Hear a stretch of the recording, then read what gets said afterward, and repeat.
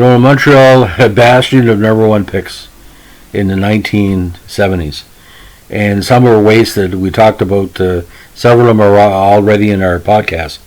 But today we're going to talk about the curious case of Normand Dupont.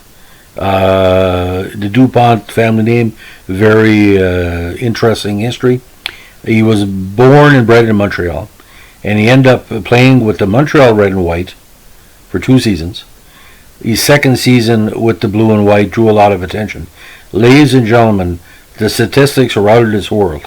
84 goals, 74 assists for 158 points in 72 games. In 76 with the Montreal Juniors, 132 points, including 69 goals. In 76-77, last year, and that's after he was drafted. He was drafted number 1, 18 overall, a late bloomer, like in relation to the draft. Ladies and gentlemen, 70 goals and 83 assists for 153 points and another 19 points in the playoffs. So the numbers were just out of this world, ladies and gentlemen. 22 goals in the playoffs in those 4 seasons, and almost 300 goals in those 4 seasons, and well over 500 points, with actually only less than 100 minutes and a little bit over 100 minutes in the sin bin. Now, he was sent to the Nova Scotia Voyageurs. Now, Birmingham was interested in too as well, drafted in the 4th round with 31st overall by the Birmingham Bulls, the Baby Bulls. Would have been a good fit with the Baby Bulls, in my opinion. Now, he sent him to the Voyageurs in 78, 31 goals and 29 assists in 81 games. 79, the injury-plagued year, 27 goals in 48 games. Now, he was given a full chance in the 1980 season.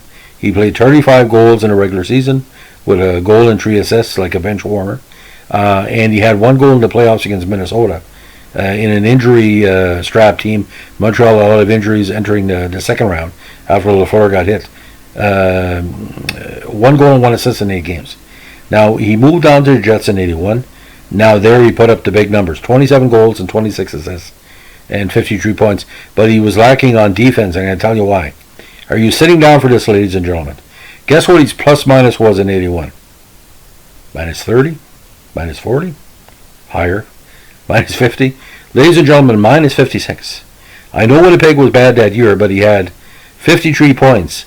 So if he was minus 56, he had to be on the ice for well over 120 or 130 goals, if not more. So whatever he was getting on offense, he was giving up in defense.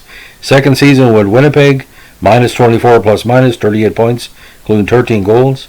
Winnipeg, he ended up scoring 7 goals and 16 assists in the 83 season. He was sent down to Sherbrooke for conditioning. He ended up with the Hartford Whalers in 1984, and with 40 games with Hartford, he had 7 goals and 15 assists for 22 points. Now, he went to Europe for a number of seasons, playing in the Swiss League. He played with Biel for 6 seasons, and Arjois for 1. Put up some really nice numbers. Again, he was never a difficult person.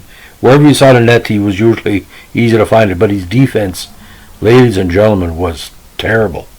Minus 56. The numbers stagger, because that means on average he was on a negative side of a score sheet every second game. So he'd be, if he was on the ice for a good goal, he was on the ice for a bad goal. I don't think it was all his fault, but still, that stands out like a sore thumb. When I was investigating that, that's what stood out. So, ladies and gentlemen, thanks for listening. This is the curious case of Norm Dupont. And like I said many times, just because you have tons of goals in the queue when you make the NHL, for some reason, all that scoring talent either goes away. Like, what have you done for me lately? Say like Janet Jackson. Have a good one. Bye.